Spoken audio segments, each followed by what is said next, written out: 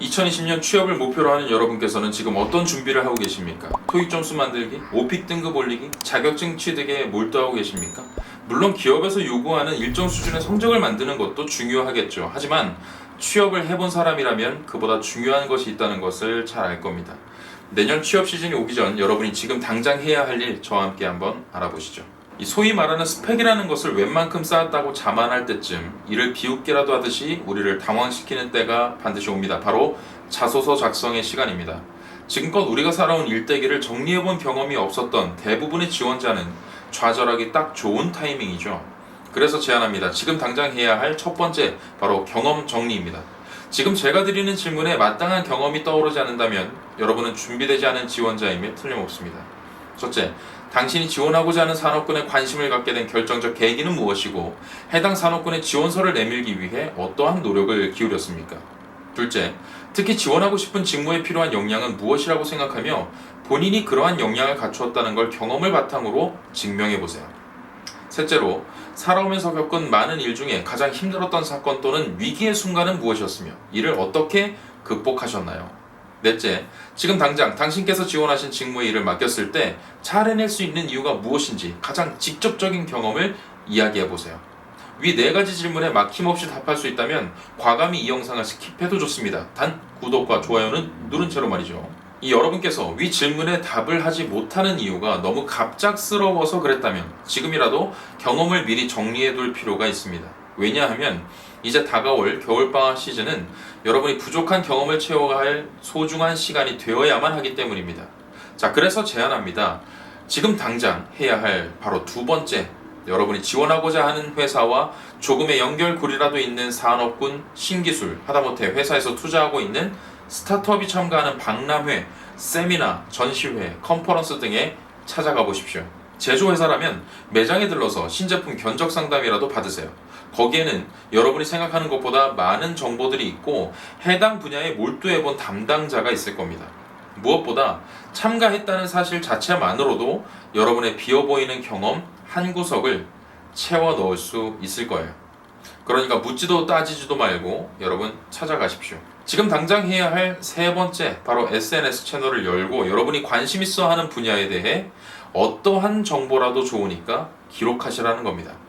유튜브, 블로그, 인스타그램, 페이스북 어떠한 형태라도 상관없습니다. 팔로워가 10명, 100명, 그 이상도 그 이하라도 상관없습니다.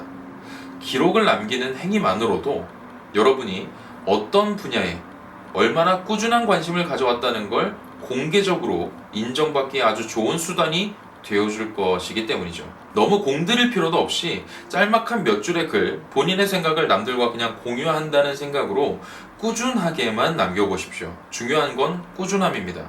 몇 개월만 지나도 이렇게 축적된 기록들은 여러분에게 아주 큰 힘이 되어서 돌아올 겁니다.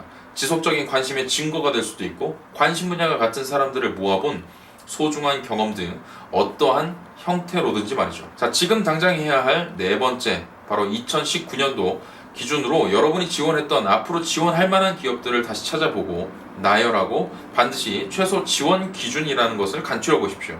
한두 개의 기업을 두고 우대사항에 목을 메고 덤비다 보면 서류 합격 가능성은 높아질 수 있겠죠. 하지만 더 많은 기업에 지원할 만한 기회를 잃어버릴 수도 있습니다.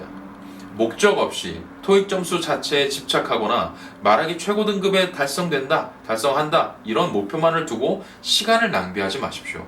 분명히 지금은 그런 시대가 아닙니다. 게다가 여러분에게는 생각보다 시간이 많지 않아요.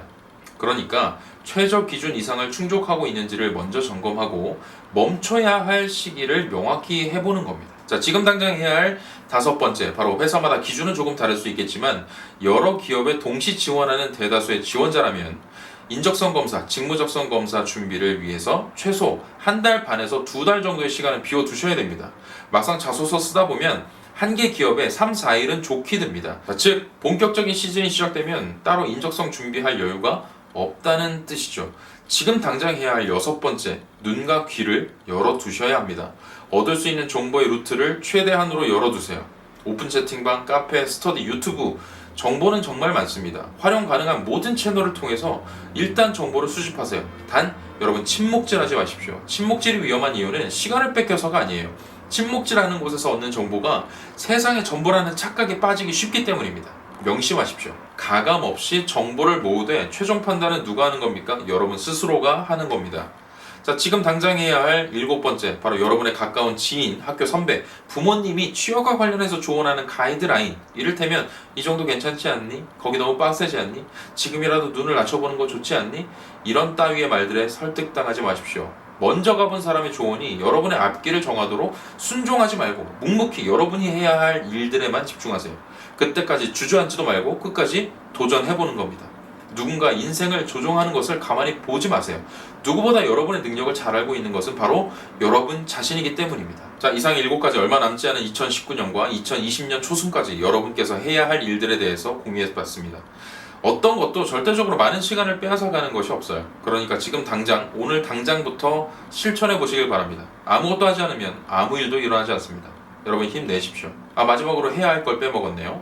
바로 구독과 좋아요입니다. 자, 여러분 할 수 있다니.